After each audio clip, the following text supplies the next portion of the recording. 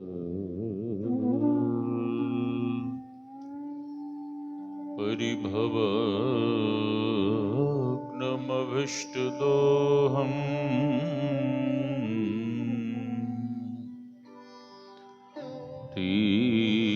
तीर्थास्पदं शिवविरञ्चि नुतं शरण्यं भृत्यार्तिहं व्रणदपालिभवाब्धिपोतं वन्दे महापुरुषते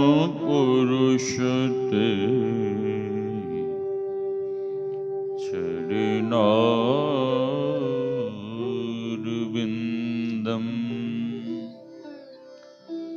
गुरुर्ब्रह्मा गुरुर्विष्णुः गुरुर्देवो महेश्वरः गुरुर्साक्षात् परं ब्रह्म तस्मै श्री गुरवे नमः। धन्य धन्य सद्गुरु सुखदो महिमा कही न जाय। जो कछु कहूँ तुम्हारी कृपा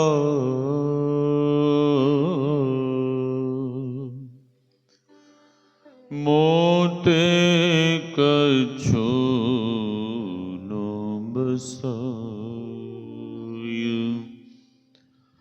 मेरा मुझ में कुछ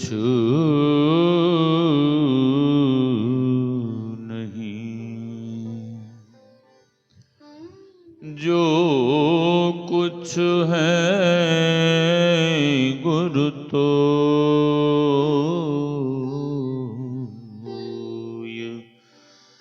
तेरा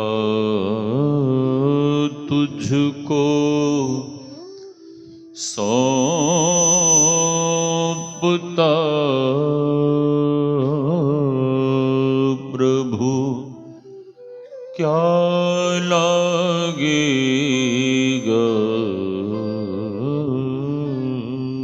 मोर। तेरा तुझको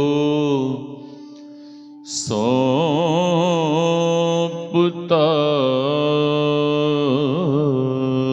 प्रभु क्या लागेगा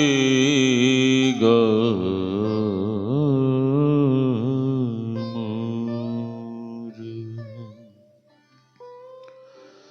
आसन पर आसीन परमाराध्य सद्गुरु महाराज के युगल चरणों में कोटि कोटि नमन। इस पावन मंच पर विराज रहे पूज्य संत चरण, इस ज्ञान यज्ञ में पधारे हुए पूज्य गुरुजन, सत्संग प्रेमी महानुभावों, माताओं एवं भक्तिमती बहनों। सीटी को बंद करिए, आप साउंड को थोड़ा उधर घुमा दीजिए, सीटी नहीं आनी चाहिए, आवाज ठीक है। आप सबों के भीतर विराज रहे परमात्मा स्वरूप आत्मा को हम वंदन करते हैं। सिया राम मैं सब जग जानी, करूं प्रणाम जोरि जुग पानी।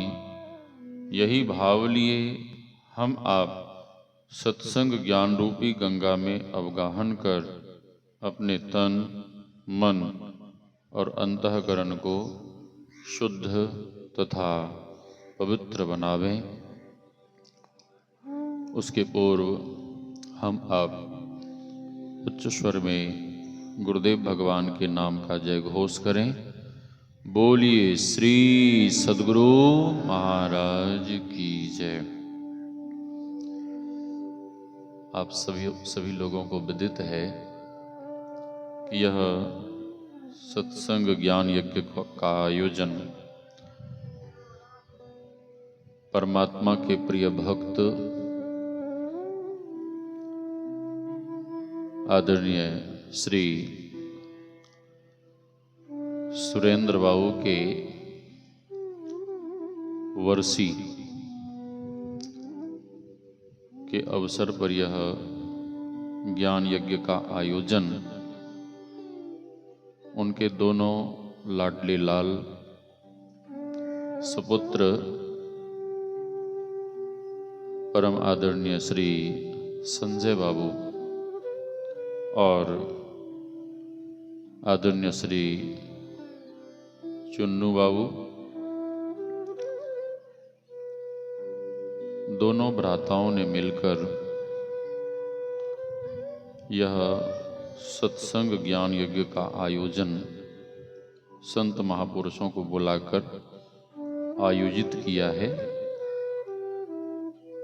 भगवान श्री कृष्ण कहते हैं, नहीं ज्ञानेन सदृशम पवित्रम इह विद्यते श्रेयान द्रव्यमयात यज्ञात ज्ञान यज्ञ परंतप। सभी यज्ञों में ज्ञान यज्ञ श्रेष्ठ है।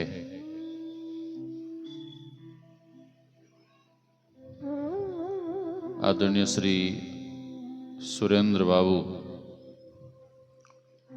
हम आपके बीच से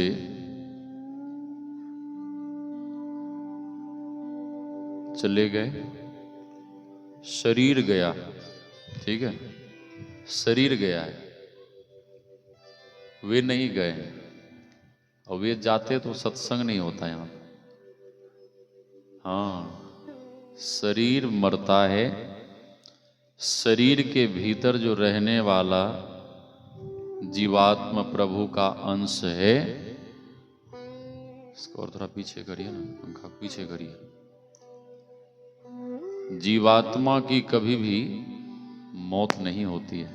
हाँ, कभी भी जीवात्मा की मौत नहीं होती।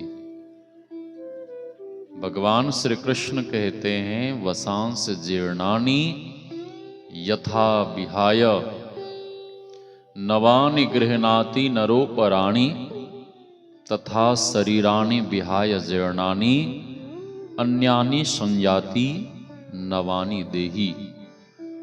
कर्मानुसार मानव मरने के बाद, शरीर त्यागने के बाद नए नए शरीरों को धारण करता है,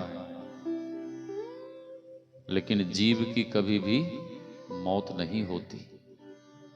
भगवान कहते हैं, नैनम छिंदन्ति शस्त्राणि नैनम दहति पावकः नौ चैनम क्लेद्यन्त्यापो। गुरुदेव भी कहते हैं, जो मारे मरे ना, जो सारे सरे ना, जो जारे जरे ना, जो काटे कटे ना, सभी के परे जो परम तत्व रूपी सोई आत्मा है, सोई आत्मा है। तो सुरेंद्र बाबू का शरीर गया है, लेकिन उनका दिया हुआ संस्कार बाल बच्चों के भीतर है कि उनके पुत्र पौत्रादि सभी लोग मिलकर उनकी याद में बड़े ही धूमधाम से सत्संग करवा रहे हैं।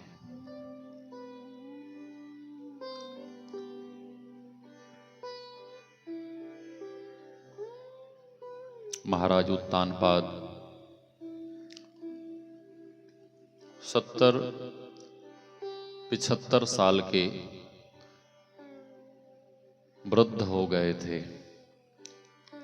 एक दिन कहीं घोड़े पर सवार होकर घूमने गए।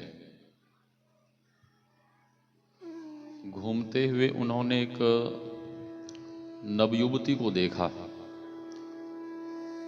और जैसे ही नवयुवती को उन्होंने देखा तो उनका मन मचल गया। बाबा कबीर कहते हैं, माया मुई न मनुआ, मरी मरी गया शरीर। ठीक है। जब मैं यहाँ बरहारा में रहता था तो गौशाला में एक वृद्ध बाबा रहते थे। तो मैंने उनसे कहा कि बाबा आप बुजुर्ग हैं, मौसम अनुकूल नहीं है, थोड़ा बढ़िया से रहिए, बच के रहिए। तो वृद्ध बाबा कहते कि महाराज मेरा शरीर न बूढ़ा हुआ है, मन थोड़े न बूढ़ा हुआ है। हाँ। तो महाराज उत्तानपाद उस नवयुवती के सामने प्रस्ताव रखते हैं। हाँ। और महाराज उत्तानपाद के प्रस्ताव को उस नवयुवती ने स्वीकार कर लिया। पत्नी बनाना चाह रहे थे। नवयुवती मन ही मन विचार करने लगी, अरे क्या करना है, इसके संग रहना है, एक अदब बेटा ही तो देना है, इसके बदले हमें इतनी बड़ी, इतना अपार संपदा हमें मिलने वाली है, ये राज वैभव सब कुछ हमें मिलेगा, सारा सुख मिलेगा। और नवयुवती महाराज के संग चल पड़ी। महाराज उत्तानपाद ने उन्हें पत्नी बना लिया, घर में रखा। लेकिन पत्नी बनाया ठीक है, लेकिन पत्नी से इतने आसक्त हो गए, उस छोटी रानी से इतनी आसक्ति बढ़ी कि बड़ी रानी को उन्होंने किनारे कर दिया। किनारे। हाँ। अब बड़ी रानी की तरफ देखते भी नहीं, उसकी रक्षा सुरक्षा कुछ भी नहीं, ऐसे ही किनारे कर दिया। और छोटी रानी का मन इतना बढ़ा, इतना मन बढ़ा कि छोटी रानी कहती है कि महाराज बड़ी रानी महल में नहीं रहना चाहिए, उसे महल से निकालो। उच्च स्वर में बोली तो बड़ी रानी सुन लेती है, और बड़ी रानी तुरंत अपने नन्हे से, बालक 2-4 महीने का ही था, माता सुनीति गोदी में ले लेती हैं और निकल पड़ती हैं। महाराज उत्तानपाद ने देख लिया और रोका। महाराज ने कहा, महारानी जी आप कहां जा रही हैं? मेरे इस नन्हे से पुत्र को लेकर आप कहां जा रही हैं? महारानी सुनीति कहती है, महाराज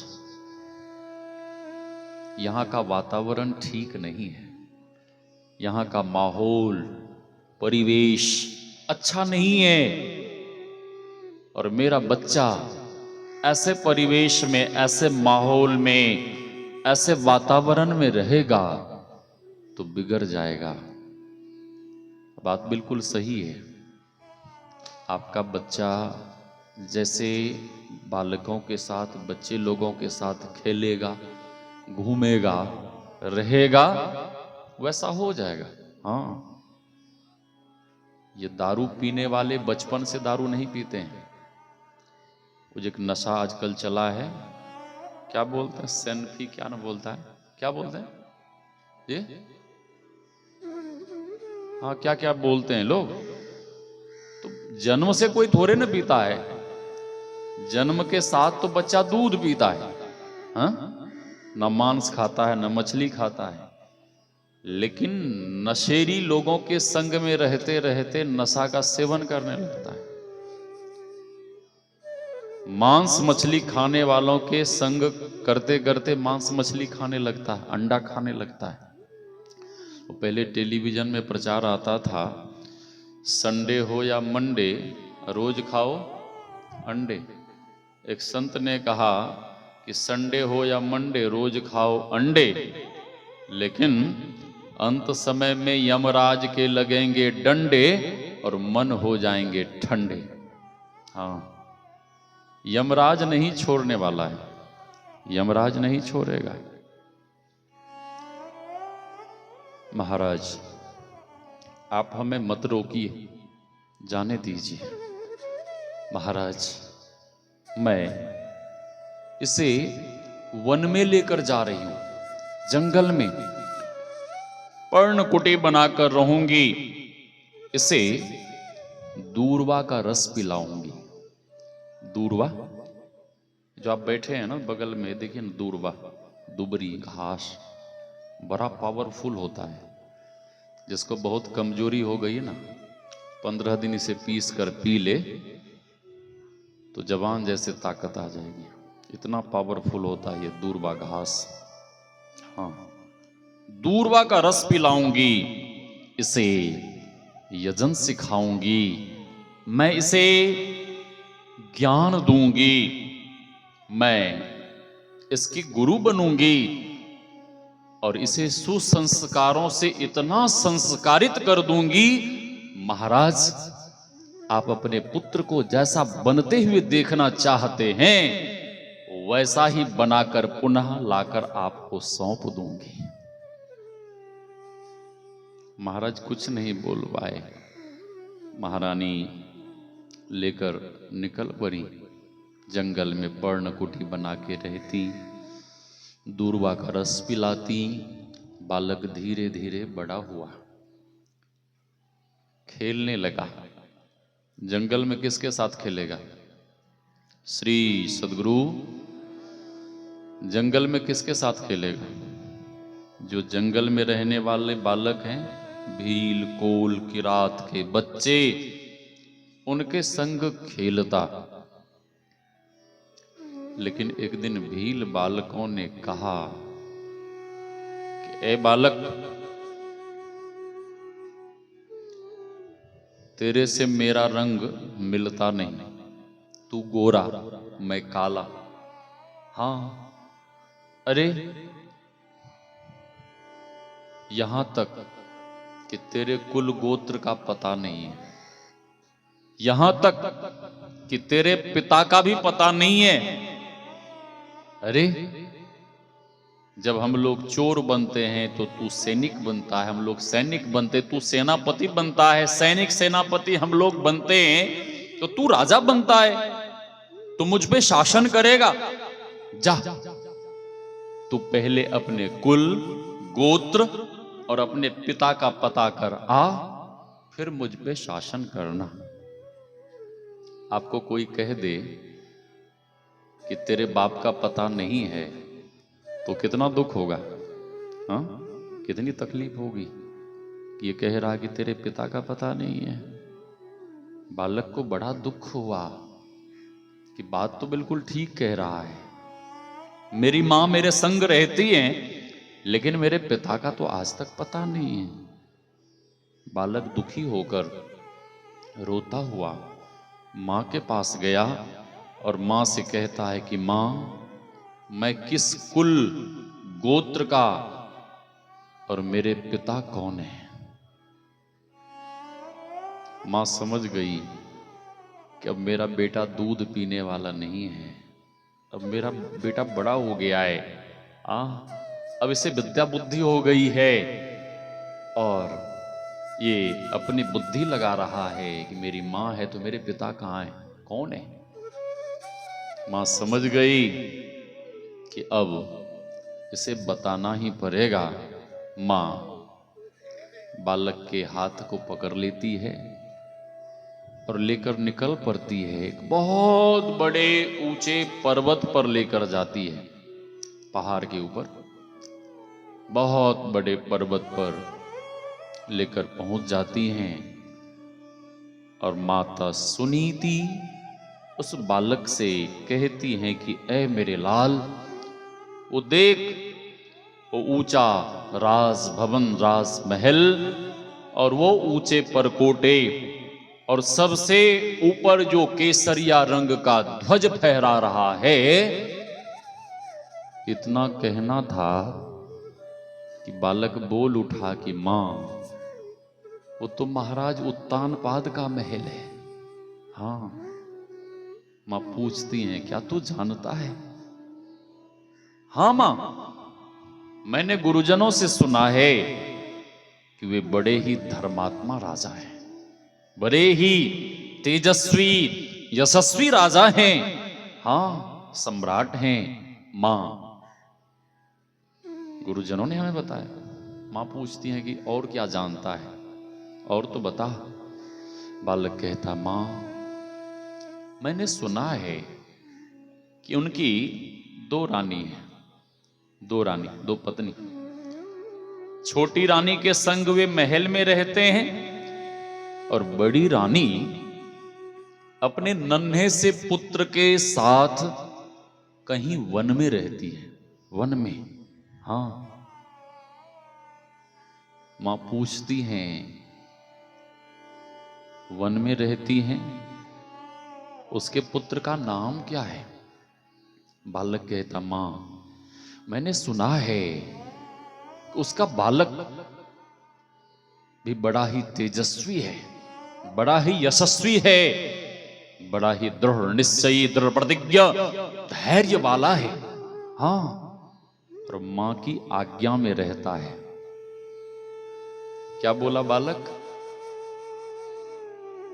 मां की आज्ञा में रहता है। इतना कहना था कि माता सुनीति के नेत्र सजल हो गए, आंखों में आंसू आ गए, क्योंकि अपनी ही प्रशंसा अपने बेटे के मुख से सुन रही हैं। तो मां रोती हुई पूछने लगी, उस बालक का नाम तो बता, उस बालक का नाम क्या है? बालक कहता, मां मैं नाम तो नहीं जानता, नाम नहीं जानता। मां कहती है कि दृढ़ प्रतिज्ञ, दृढ़ निश्चयी, तेजस्वी, यशस्वी, मां की आज्ञा में रहने वाला, धैर्य वाला वो बालक और कोई नहीं, वो बालक तू है ध्रुव। जैसे ही बालक ने सुना कि वह बालक मैं ही हूं और वो वन में रहने वाली मां, बड़ी रानी मेरी मां है, मेरे ही पिता महाराज उत्तानपाद हैं, मैं ही उत्तानपाद महाराज का पुत्र हूं। बालक का मन मचल गया और बालक दौड़ पड़ा। कोई पिता अपने पुत्र से बरसों पहले बिछड़ा हुआ हो और पिता को पता लग जाए कि मेरा बेटा रानीगंज में है, किसी के यहां है, पिता रुक सकता है? नहीं। पुत्र को पता लगे कि मेरा पिता भटकता हुआ पंजाब चला गया है, वहां किसी गुरुद्वारे में रह रहा है, तो पुत्र के भीतर कितनी व्याकुलता होगी पिता को देखने के लिए, मिलने के लिए। बालक दौड़ पड़ा। मां कहती है कि रुक, ऐ मेरे लाल रुक, मेरी बात तो सुन। बालक कहता, मां एक बार मैं अपना घर तो देख आऊं, एक बार अपने पिता को तो मिलाऊं, फिर मैं तेरी बात सुनूंगा। मां कहती है, नहीं पहले मेरी बात सुन। हाँ मां, जल्दी बोल, जल्दी बोल। मां कहती हैं कि ऐ मेरे लाल, पिता के घर, गुरु के घर, छोटी बहन के घर, मित्र के घर कभी भी खाली हाथ नहीं जाना चाहिए। किनके किनके घर? पिता के घर, गुरु के घर, छोटी बहन के घर और मित्र के घर कभी भी खाली हाथ नहीं जाना चाहिए। बालक कहता, मां मेरे पास तो कुछ भी नहीं है, मैं तो बनवासी बना बैठा हूं, मेरे पास तो कुछ नहीं है, मैं क्या लेकर जाऊं मां? माता सुनीति कहती हैं कि ऐ मेरे लाल, वन देवी वन देवता के पास भी बहुत कुछ है। ये जंगली सूखे फल, दुर्वा, बिल्व पत्र, पुष्प कुछ ना कुछ लेकर जाओ। और ऐ मेरे लाल, जब भी तुम पिता के पास जाना तो पिता के चरणों की पूजा करना, वंदना करना, परिक्रमा करना। और पिता परमेश्वर के समान होते हैं, पिता को ही परमेश्वर मानकर उनकी पूजा करना। ये शिक्षा कौन दे रहे हैं? ये शिक्षा स्कूल के मास्टर देंगे, कॉलेज के प्रोफेसर, हाँ, कौन देंगे? ये शिक्षा केवल मां दे सकती है। ये संस्कार केवल मां दे सकती है। मां एक ऐसी पवित्र भूमि है कि अपने पुत्र को जैसा बनाना चाहेगी बना सकती है। हाँ, जननी जने तो भक्त जन, कै दाता कै सूर, नहीं तो रही जय बांझरी, मती गमा जय नूर। मां यदि बच्चे को जन्म दे तो भक्त पुत्र को जन्म दे। कुपुत्र पैदा होगा तो दुख देगा, जीवन भर दुख देगा। यदि सपूत पैदा होगा, आपने सुसंस्कारों से संस्कारित किया तो जीवन भर आपको सुख देगा। कै दाता, भक्त पुत्र को मां पैदा नहीं कर सकती तो दानवीर पुत्र को जन्म दे। दानवीर, और दानवीर पुत्र को भी पैदा नहीं कर सकती तो मां सूरवीर पुत्र को, हाँ, जन्म दे। और इन तीनों में से किसी पुत्र को पैदा नहीं कर सकती तो ऐसी मां को बांझ रह जाना चाहिए, क्योंकि कुपुत्र पैदा होगा तो दुख देगा। बालक पुष्प तोड़ता है, जंगली फल इकट्ठा करता है, पोटली बांधता है, दौड़ बढ़ता है। हाँ, जैसे ही राजमहल के द्वार पर पहुंचा तो द्वारपालों ने रोक लिया। द्वारपालों ने कहा कि ए बालक, तू बिना आज्ञा के राजमहल में कैसे घुसे जा रहा है? राजमहल में कैसे प्रवेश कर रहा है? तू तो लगता है कोई जंगली है, भील है, कोल की रात का बच्चा है। ध्रुव जी को लगा कि अब अपना परिचय देना चाहिए। हाँ, अब अपना परिचय देना चाहिए। बालक कहता है, ध्रुव जी कहते हैं कि ऐ सैनिकों, ऐ द्वारपालो, मैं कोई जंगली नहीं, मैं कोई भील नहीं, मैं किसी कोल की रात का बच्चा नहीं। द्वारपालों ने कहा, तेरे ये दोष दूसरित गात, यहां तक कि तेरे चरण में चरण पादुका भी नहीं है, तो लगता है जंगली है। बालक कहता, नहीं, मैं कोई जंगली नहीं, मैं कोई कोल की रात नहीं, मैं तो महाराज उत्तानपाद का ज्येष्ठ पुत्र ध्रुव हूं। जैसे उच्च स्वर में बालक ने कहा कि मैं महाराज उत्तानपाद का ज्येष्ठ पुत्र ध्रुव हूं, ये उच्च स्वर अंतःपुर तक गया। महाराज उत्तानपाद ने भी सुन लिया कि लगता है कि वर्षों पहले जो मेरा नन्हा सा पुत्र मुझे छोड़कर मां के साथ चला गया था, लगता है कि वही मुझसे मिलने आ गया है। जैसे ही सैनिकों ने, द्वारपालों ने सुना कि महाराज उत्तानपाद का ज्येष्ठ पुत्र है, सभी लोगों ने मार्ग छोड़ दिए। सभी लोग, बड़े बड़े सैनिक, सेनापति, मंत्री, सामंत, श्रेष्ठ उच्च पद पदाधिकारी, सब लोग हाथ जोड़ने लगे। क्यों हाथ क्यों जोड़ने लगे? हाथ क्यों जोड़ने लगे?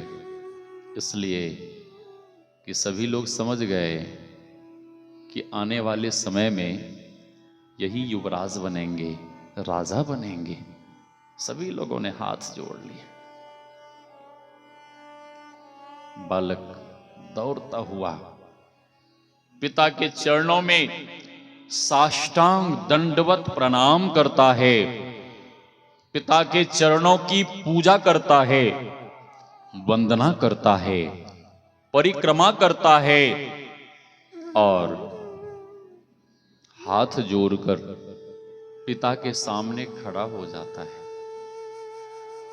पिता चुपचाप बालक के किए गए कर्तव्य कार्यों को, बालक के व्यवहार को, बालक के सुसंस्कार को पिता चुपचाप देख रहा है। भीतर ही भीतर प्रसन्न हो रहा है। महाराज उत्तानपाद ने पूछा कि ऐ मेरे लाल, किसी का बिछुड़ा हुआ बेटा उसे मिल गया, पिता के लिए इतना ही काफी है, लेकिन तुम जैसे ही आए तूने मेरे चरणों की पूजा की, वंदना की, परिक्रमा किया। ये सब क्यों, किस लिए? बालक कहता है कि हे पिताजी, मेरी मां मेरी गुरु है, मेरी मां ने मुझे शिक्षा दी है, मेरी मां ने मुझे संस्कार दिया है, मेरी मां ने मुझे सिखाया है, मेरी मां ने मुझसे कहा है कि पिता परमेश्वर के समान होते हैं। जैसे ही महाराज उत्तानपाद ने सुना कि मेरा ये वनवासी बेटा मुझे परमेश्वर कह रहा है, मुझे भगवान कह रहा है, महाराज उत्तानपाद जोर जोर से रोने लगे, रोने लगे और अपने सिंहासन से कूद पड़े। उस वनवासी बेटे को उठाकर अपने सीने से लगा लिए और चुम्बनों की बौछार कर दी। अपने वनवासी बेटे को चूमने लगे, स्नेह करने लगे। इतना प्रेम उमड़ा, इतना प्रेम उमड़ा कि बहुत कसकर अपने सीने से चिपका लिए पकड़कर।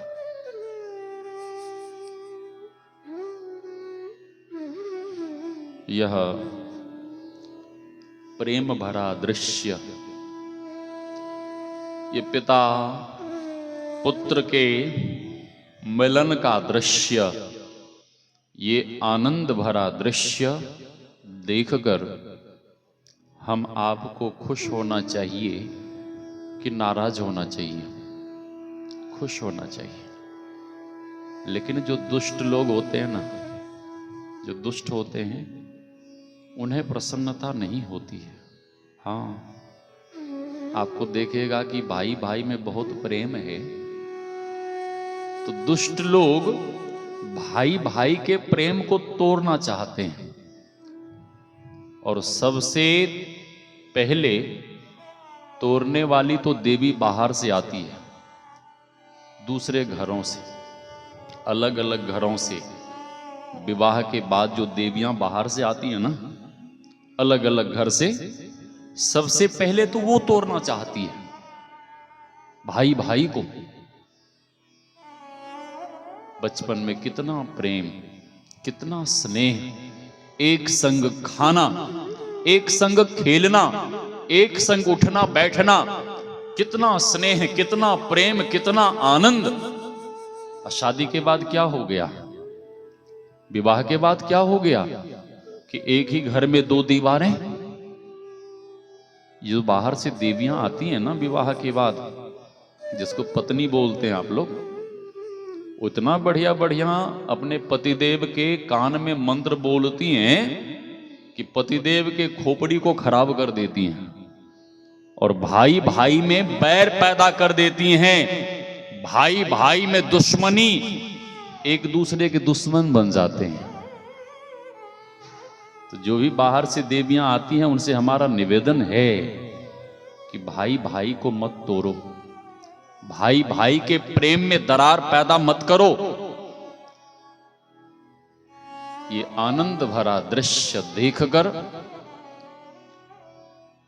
छोटी रानी सुरुचि को देखकर नहीं रहा गया। दौड़ बढ़े उस नन्हे से सुकोमल वाले शरीर, उस नन्हे से बालक की भुजा को पकड़कर उठाकर फेंक देते हैं। बालक सीढ़ी से लुढ़कता हुआ जमीन पे जा गिरा। बालक को बहुत चोट आई। बालक फपक कर रोने लगा। बच्चा भगवान का स्वरूप होता है। बच्चा बिल्कुल निश्चल होता है, निष्कपट होता है। बच्चा किसी का भी हो, उसे दुख मत दीजिए, उसे मत सताइए, उसका अपमान मत करिए। बच्चे का अपमान करना मानो आपने साक्षात भगवान का अपमान कर दिया। बालक रोने लगा। छोटी मां सुरुचि डांटती हुई कहती हैं कि ए बालक, इस राजा की गोदी में तू तब मैं बैठना, इस राज गद्दी पर राजा की गोदी में तू तब बैठना जब तू मेरे गर्भ से पैदा होएगा, मेरे गर्भ से जब तुम्हारा जन्म होगा तब बैठना। और छोटी रानी कहती है कि ए बालक, जा यम का आराधन कर। किनकी? यमराज। और यमराज जब वरदान मांगने को कहें तो उनसे एक ही वरदान मांगना कि मेरी मौत हो जाए, मौत हो जाए। हाँ, और अगला जन्म हो, दूसरा जन्म हो तो माता सुरुचि के गर्भ से मेरा जन्म हो। हाँ, जा। बालक रोता बिलखता मां के पास गया। माता सुनीति पूछती हैं कि ए मेरे लाल, तू इतना क्यों रो रहा है, क्या हुआ? बालक तो मुक्त कंठ होकर रो रहा था। बालक तो कुछ नहीं कह पाया, लेकिन वहां जो अन्य बालक देखने वाले थे उन लोगों ने सारी घटना कह सुनाई कि मां, तेरे बेटे के साथ ऐसा ऐसा हुआ है। माता सुनीति अपने पुत्र को गोदी में बिठा लेती है, अपने आंचल से आंसू पोंछती हैं और माता सुनीति कहती हैं कि ए मेरे लाल, तेरी बीमाता ने ऐसा क्या कह दिया कि तू रोने लगा? अरे वो जैसी भी है वो तेरी मां है। ऐ मेरे लाल, जो अच्छे होते हैं ना वो दूसरों में बुराई नहीं निकालते। हाँ, दूसरों में भी अच्छाई देखते हैं। बुरा जो देखन में चला, अब बुरा न मिलिया कोई, जो दिल ढूंढा आपना, मुझसे बुरा ना। ये हमारी उंगली को देखिए आप जब एक उंगली दूसरे की तरफ उठाते हैं ना, ये तीनों उंगलियां आपके तरफ इशारा कर रही हैं कि पहले तुम अपने आप को तो देखो कि तुम कैसे हो, फिर दूसरों के ऊपर उंगली उठाना। माता सुनीति का भाव कितना अच्छा है। माता सुनीति कहती हैं कि ऐ मेरे लाल,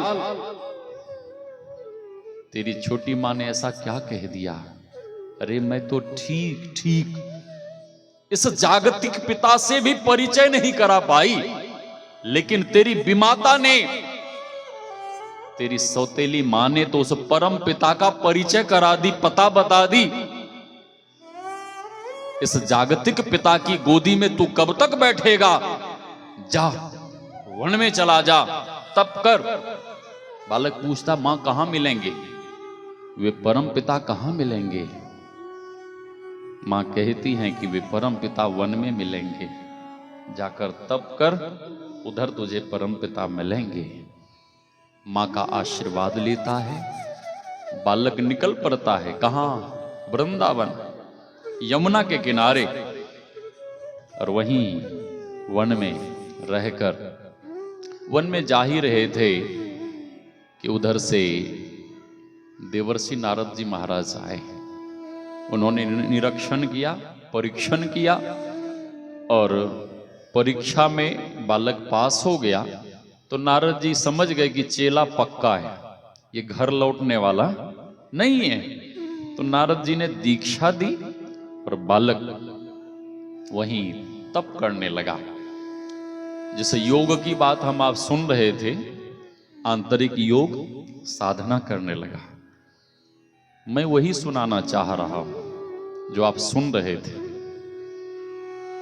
यह प्रसंग अशोक बाबू कई दिन से हमें कह रहे थे सुनाइए सुनाइए, और भी ये बहुत कुछ सुनना चाह रहे हैं, लेकिन जहां जैसा वो रहता है मैं उस तरह से सुना देता हूं। और भी कुछ, ये बहुत कुछ सुनाने के लिए हमें कह रहे थे, तो मैंने कहा ठीक है, जैसा जैसा मौका मिलेगा अवसर सुनाऊंगा। बालक आंतरिक योग साधना में लग गया, जब ध्यान में लगा। लेकिन जब ध्यान करने के लिए भगवान कहते हैं साधक का आहार विहार सब कुछ सम्यक होना चाहिए। युक्ताहार विहारस्य युक्त चेष्टस्य कर्मसु युक्त स्वप्नावबोधस्य योगो भवति दुःखः। साधक का खाना पीना, सोना, जगना, उठना, बैठना, बोलना, चालना सब कुछ सम्यक होना चाहिए। कहीं गए भंडारे में, और भंडारे में पता लगा कि खूब बढ़िया चकाचक स्पंज वाला रसगुल्ला बना है, खूब बढ़िया जलेबी बनी है, खाजा मिठाई, खुआ, रबड़ी, खूब बढ़िया चकाचक मालपुआ छना हुआ है। तो पेट भरने के बाद भी लोगों के आग्रह करने पर 10-20 रसगुल्ला ऊपर से लोग जबरदस्ती दबा देते हैं। घर पहुंचे, और घर पहुंचने के साथ ही पता लगा कि पेट खराब हो गया। हाँ, पेट खराब हो गया, और डॉक्टर आया। डॉक्टर अब सलाइन चढ़ा रहा है, इंजेक्शन दे रहा है। हाँ, रात भर उपचार चल रहा है। जब भोर हुआ तब राहत मिली, नींद आ गई, सो गए। 8 बज गए, 9 बज गए, 10 बज गए, दोपहर हो गया, बिस्तर पे पड़े। हो गया योग, हो गया ध्यान? हाँ नहीं। गुरु गोरखनाथ जी महाराज की वाणी में खाए भी मरिए, अन्न खाए भी मरिए। खाएंगे तब भी मरेंगे, और नहीं खाएंगे तब भी मरेंगे। हाँ, हमसे लोग कहते हैं कि आप बहुत कमजोर हो गए, बहुत दुबले हो गए। ठीक है, मैं केवल एक समय भोजन करता हूं, और वो भी भोजन नाम का होता है, नाम का, केवल नाम का भोजन होता है। हाँ, देखिए इतने लोग जो बीमार पड़ रहे हैं, इतनी सारी जो बीमारियां हो रही है ना मानवों को, क्यों हो रही है? ये गेहूं चावल के कारण। ठीक है, लोगों ने मोटे अनाज खाना छोड़ दिया। मड़ुआ, कौनी, खेरी, बाजरा, ठीक है, ये सब खाना छोड़ दिए। ठीक है, अब क्या खा रहे हैं लोग? केवल गेहूं और चावल। गेहूं चावल में कितनी दवाइयां, स्प्रे, केमिकल, खाद, क्या क्या डाला जा रहा है, और उसी से इतनी बीमारियां हो रही हैं। तो प्रयास करिए, कोशिश करिए मोटा अनाज खाने का। बहुत खेती करते हैं, 2-4 कट्ठा वो भी लगा दीजिए, क्या हो जाएगा? उतने पैसे तो आपके दवाई में चले जाएंगे। हाँ, श्री सदगुरु गोरख कहे पूता, संयम ही तरिए, ठीक है, थोड़ा खाइए, स्वल्पाहार लीजिए। आप कहेंगे हम मेहनत करते हैं, ठीक है, खाइए, खूब मेहनत करिए, लेकिन रात्रि में स्वल्पाहार लेकर जल्दी सो जाइए और अर्धरात्रि में जगकर भजन कीजिए। आधी रात को जगकर ध्यान करिए। या निशा सर्वभूतानाम तस्याम जागर्ति संयमी, तस्याम जागर्ति भूतानी सा निशा पश्यतो मुनः। जब रात्रि में संसार के संसारी लोग जगकर विषय भोग करते हैं, उसी रात्रि में साधक गण, भक्त गण जगकर क्या करते हैं? ध्यान करते हैं। ध्रुव जी महाराज ध्यान में बैठे, लेकिन ध्यान के पहले उन्होंने नियम बनाया। क्या? जंगली फल खाकर रहते, फिर फल का भी उन्होंने त्याग कर दिया। पत्ते खाकर रहते और जल पीकर रहने लगे, और अंत में वे केवल वायु पान कर रहते। हाँ, देखिए, जो साधना के उस प्रकाष्ठा में पहुंच जाते हैं, जिनकी समाधि लगने लगती है, जो अंतर में, भीतर की गहराई में बिल्कुल डूबे रहते हैं, समाधि में रहते हैं, उन्हें भूख प्यास नहीं सताती है। ठीक है? हाँ, गुरुदेव अपने भंडारी से कह देते कि भोजन बना के मेरे लिए गुफा के बाहर खूंटी में टांग देना और तुम खा लेना। गुरु महाराज जानते थे यदि मैं कहूंगा कि मुझे नहीं खाना है तो ये लोग भी भूखे रहेंगे। तो गुरुदेव कहते कि मेरे लिए भोजन गुफा के बाहर खूंटी में टांग देना, और संध्या के समय रात्रि में जब गुफा से बाहर आते तो उस भोजन को उठाकर पशु पक्षियों को डाल देते। ठीक है? साधना करना इतना आसान नहीं है।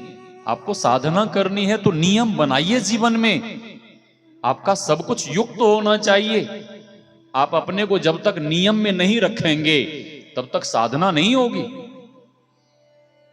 वायु पीकर रहने लगे और साधना में इतने आगे बढ़े, ध्यान में इतने आगे बढ़े कि एक दिन उन्होंने अपने प्राण को ब्रह्मरंध्र में चढ़ा लिया और प्राण वायु रोककर समाधि में चले गए। देवता लोगों का दम घुटने लगा। देवता लोग दौड़ कर गए भगवान के पास। नारद जी से भगवान पूछते हैं क्या हुआ? तो नारद जी ने कहा कि एक नन्हा सा भक्त आपकी आराधना कर रहा है, ध्यान कर रहा है, समाधि में चला गया है, उसने अपने प्राण वायु को रोक लिया है, इसीलिए सब हो रहा है। भगवान गरुड़ पर आरूढ़ होकर भागे भागे आए। ध्रुव जी महाराज ध्यान में बैठे हैं। भगवान ध्रुव जी को मिलने के लिए, बातें करने के लिए प्रतीक्षा में खड़े हैं। कौन कहता है कि केवल भक्त ही भगवान की प्रतीक्षा में खड़े रहते हैं? कभी कभी ऐसा भी देखा गया है कि भगवान भी अपने भक्त को मिलने के लिए प्रतीक्षा में खड़े रहते हैं। ध्रुव जी महाराज ध्यान से जगे और भगवान अपने दोनों हाथ जोड़कर ध्रुव जी महाराज से क्षमा मांगते हैं। कौन कहता है कि केवल भक्त ही भगवान से क्षमा मांगते हैं? कभी कभी ऐसा भी देखा गया है कि भगवान भी अपने भक्त से क्षमा मांगते हैं। भगवान क्यों क्षमा मांग रहे हैं?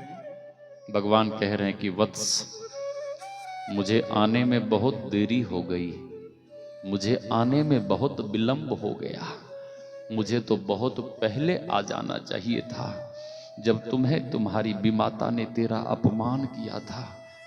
वत्स, मुझे क्षमा कर दो।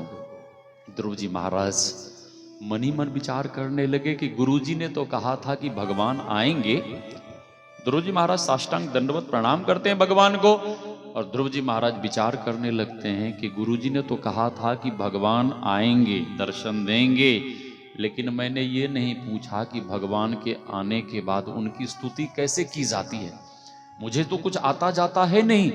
हाँ, भगवान ध्रुव जी के मन की बात समझ गए और भगवान तुरंत अपना शंख ध्रुव जी महाराज के कपोल में सटाते हैं और जैसे ही कपोल में शंख सटाते हैं वैसे ही ध्रुव जी महाराज को समस्त वेद वेदांत उपनिषद धर्म शास्त्र का संपूर्ण ज्ञान हो गया। हाँ, और ध्रुव जी महाराज ने भगवान की सुंदर स्तुति की, भगवान अभय दान देते हुए जाने लगे। ध्रुव जी महाराज चरण में पड़कर रोने लगे, हाथ जोड़कर कहने लगे कि हे प्रभु, मुझे भी आपके संग ही चलना है। भगवान कहते हैं कि नहीं, तुमने राज सिंहासन पर बैठने की इच्छा से तप किया था, इसलिए जाओ 36,000 वर्ष तक राज सुख भोगो। 36,000 वर्ष कितना होता है? राज सुख भोगो और फिर मेरे धाम में आना। ध्रुव जी महाराज कहते हैं प्रभु, आपकी माया बहुत बलवती है, आपकी माया हमें पकड़ लेगी, जकड़ लेगी, मैं आपका भजन नहीं कर पाऊंगा। भगवान कहते हैं कि तुम राजकाज करोगे, घर परिवार में रहोगे, लेकिन मैं तुम्हें आशीर्वाद देता हूं कि संसार में रहोगे, घर परिवार में रहोगे, लेकिन मैं तुम्हें आशीर्वाद देता हूं कि तुम्हें कभी भी हमारी माया नहीं पकड़ेगी, नहीं व्यापेगी। जाओ 36,000 वर्ष तक राज सुख भोगते हैं। अंत में भगवान के धाम से विमान आया।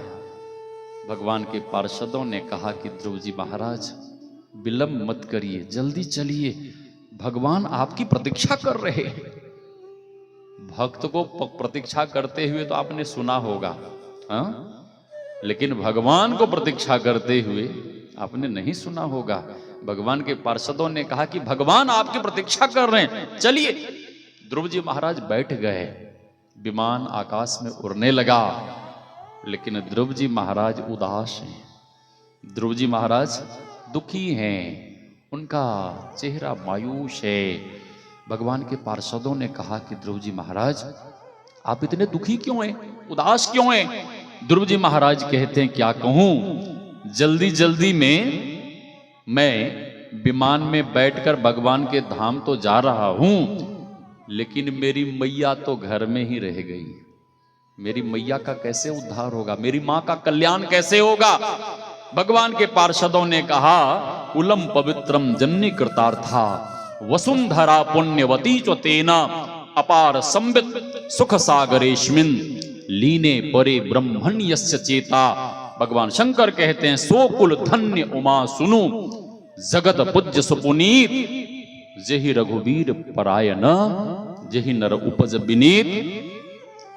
अरे महाराज,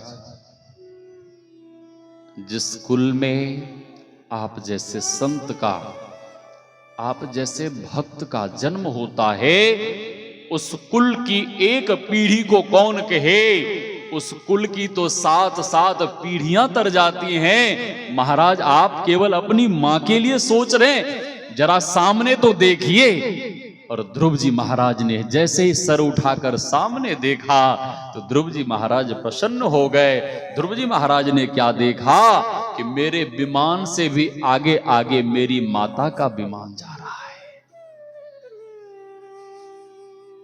ये हमारे आदरणीय श्री सुरेंद्र बाबू, उन्होंने तो अपना कल्याण कर ही लिया, लेकिन उन्होंने ही अपने दोनों पुत्रों को ऐसा सुसंस्कार दिया, ऐसे सुसंस्कारों से संस्कारित किया कि अपने जाने के बाद भी उनकी याद में, उनकी प्रसन्नता के लिए, बेटे लोग जब उल्टा सीधा काम करते हैं ना, माँ पिता को बड़ा दुख होता है, ठीक है, मरने के बाद भी दुख होता है, लेकिन बेटे लोग जब शुभ काम करते हैं, अच्छा काम करते हैं, तो मरने के बाद भी माँ पिता को प्रसन्नता होती है, खुशी होती है।